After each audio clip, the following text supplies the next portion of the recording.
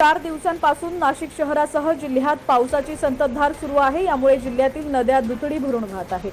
तर गगनातून विसर्ग सुरू असल्याने गोदावरीची पूर स्थिती कायम आहे। गोदावरीच्या पाणी पातळीत वाढ झाल्याने गोदा काठावरील मंदिरे आजही पाण्याखाली आहेत।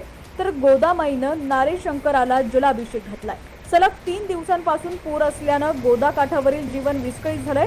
नाशिक जिल्ह्यातील सर्वच ठिकाणी पाऊस झाल्याने 14 धरणातून पाण्याचा विसर्ग सुरू आहे। यामुळे नदीकाठच्या गावांना सतर्कतेचा इशारा देण्यात आला। गंगापूर धरणासह पालखेड, दारणा आणि नांदूर मध्येश्वर तर आज सकाळी गंगापूर धरणासह पालखेड, दारणा या धरणातून विसर्ग सुरू करण्यात आलाय। सध्या गंगापूर धरण 89.84 इतके भरलं असून धरणातून सकाळी 6 वाजता 8428 क्युसेक वेगानं विसर्ग सुरू करण्यात आलाय।